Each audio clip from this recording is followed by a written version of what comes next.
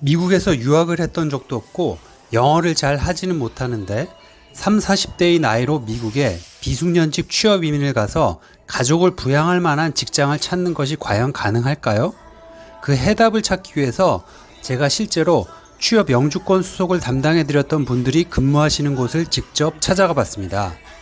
그 당시 영주권 번호에 따라 차이가 있기는 했지만 한국에 계시면서 2년 내지 4년 정도 걸렸던 취업 이민 절차를 밟아서 온 가족과 함께 미국으로 오신 분들이 조지아주 애틀랜타 메트로 지역에 위치한 뷰티 서플라이 대형마트인 이곳에서 창고직 업무를 담당하면서 받을 수 있는 급여는 어느 정도일까요? 제가 세부적인 액수까지 밝혀드리기는 어렵고 그 수준이 어느 정도인지 말씀드리자면 이렇습니다.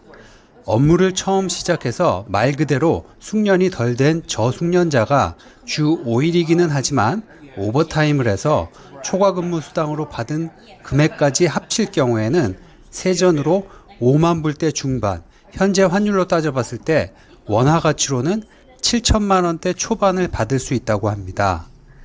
1년 이상 이곳에서 근무 경력을 쌓아서 숙련도가 높아졌음을 그 실력으로 인정받을 경우에는 역시 오버타임 페이 포함해서 세전 7만 불대 초중반, 한국 돈으로는 1억 원에 이르는 수준까지 받는 것도 가능하다고 합니다. US 센서스에서 집계가 끝나서 발표됐던 가장 최근 연도인 2022년 조지아주 중위권 가계소득 미디언 하우스홀드 인컴 액수가 7만 1,355불인 것을 감안하면 미국에서 태어나 교육을 받지도 않았고 3, 40대의 나이에 영어를 잘 하지 못하는 채로 가족들과 미국에 이민 와서 1년 이상 열심히 일했을 뿐인데 그 지역 전체 미국인들의 중위권 소득 수준을 이뤄낼 수 있는 기회가 있다는 사실은 매우 의미가 크다고 봅니다. 그럼 과연 어떤 일을 하면서 그 정도 수준의 대우를 받을 수 있는지 제가 직접 현장에서 지켜보면서 대화를 나눠봤습니다. 웨어하우스 담당하시는 분들은 어떤 일을 하시는지 궁금해 하시는 분들이 많으니까 지금 보시는 제품들이 여러 가지 종류의 제품들이 있는데 이것들이 이제 저희 서플라이 업체, 공급 업체에서 물건을 들어오게 되면 일단 창고에 입고를 시키는 작업을 하고요. 그것들을 이제 제품 종류와 수량에 맞게 체크를 해서 시스템에 입력을 하고 그것들 재고 관리를 하면서 그다음에 각 매장에 그 수량에 맞는 매장별로 수량에 맞는 제품들을 공급해주는 그래서 출고까지 하는 역할을 하고 있습니다. 그리고 이제 포크리프트라고 하는데요. 아, 포크리프트요? 지게차 같은 역할을 하는 겁니다. 발판 자체가 상승과 이제 하강을 하면서 이제 높이에 있는 것들을 적재할 수 있고 여기 이 포크 부분으로 팔렛을 결속시켜서 이렇게 지금 하나 올리실 거는 없으시죠? 네, 작동하는 거는 간단합니다. 실제로 지게차와 다르게 지게차는 포크 부분만 올라가는데 이거는 이제 사람이 그 짐과 같이 올라갈 수 있게 이렇게 올라가서 높은 작업을 할 수 있게.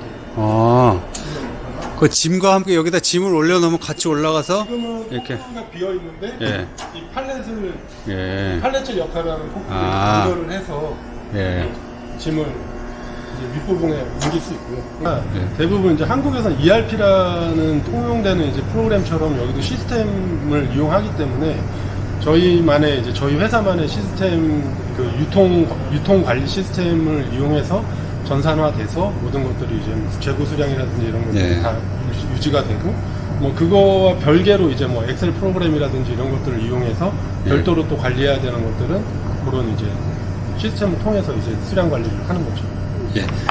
물류나 유통을 하는 회사들은 실제 물건과 시스템상의 재고 관리가 정확해야 되는 건 당연한 거고 그러기 위해서 창고 관리자는 실제 물건과 시스템상의 어떤 재고 파악 이런 것들이 정확하게 되도록 관리하는 업무를 하고 그러기 위해서는 기본적인 오피스나 프로그램을 어느 정도 다룰 수 있다면 좀 더 도움이 될 수 있지 않을까 그런 생각을 하고 있습니다. 기본적으로 엑셀이라든지 그런 오피스 프로그램들만 조금만 하실 줄 알면 금방 적응할 수 있는 그 역시 또 꼼꼼하셔야 되고 또 제품명들이 영어기 때문에 헷갈리지 않고 익숙해지려면 또 노력하셔야 되는 부분도 저 같은 있겠네요. 경우에는 그게 처음에 가장 힘들긴 했는데 어차피 미국이라는 나라에 와서 사실 생각이라면 영어라는 언어에는 빨리 적응하시는 게 각자의 몫이 아닐까.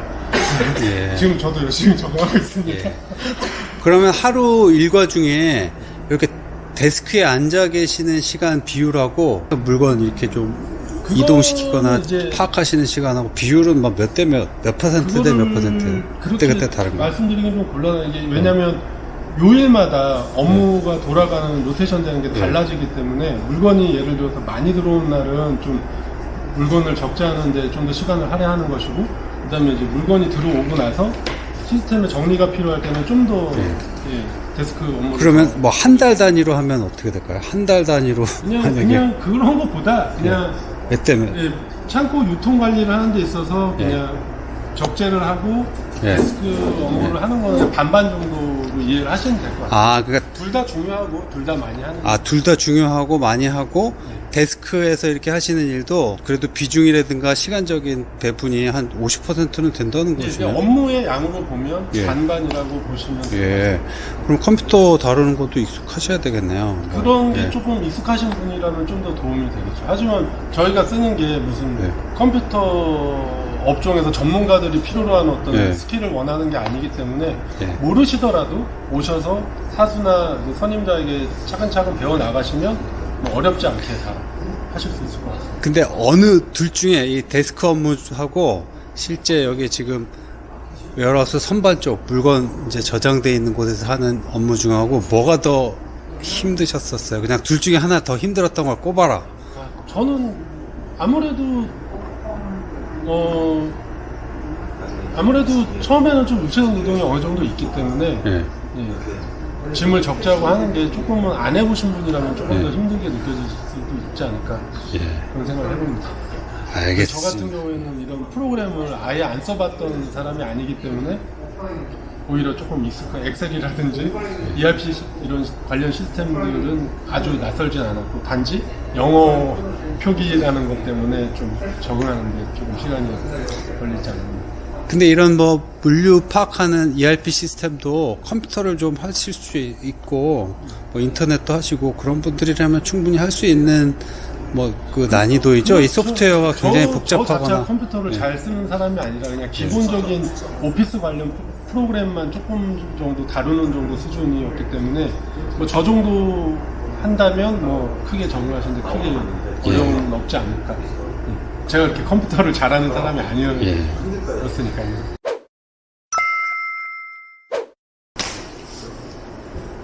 평상시에 꼼꼼하고 숫자에 좀 밝으시고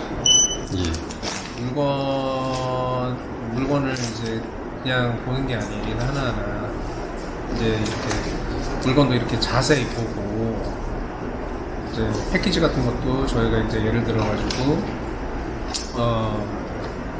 말씀을 드리자면은 이런 물건들도 이런 컬러가 내추럴이 있고 아니면 뭐 다른 컬러들이 있고 그런 것들이 이제 패키지 디자인이 똑같이 생겼거든요. 저희. 예. 근데 이제 이런 조그만한 거 하나라도 놓치지 않고 거기에 이제 맞춰가지고 이제 인벤토리 개수 하나하나 놓치지 않고 여기 웨어하우스라는 데서 하나하나 정말 진짜 박스 하나하나씩 뜯어가지고 관리를 하고 있다 이렇게 생각을 해주시면 될 것 같고 그리고 이게 이제 저희 매장의 근본입니다. 이제 파운데이션이라고 할 수 있는데 요게 이제 되질 않으면은 당연히 매장 안쪽으로 물건이 나가가지고 이제 판매가 되는 데 많이 힘들겠죠. 이제 그거에 대해서 기본적으로 틀을 잡아주고 하는 데가 이 웨어하우스에서 일하시는 분들이 해주시는 거라고 생각을 해주시면 될 것 같아요. 예. 네.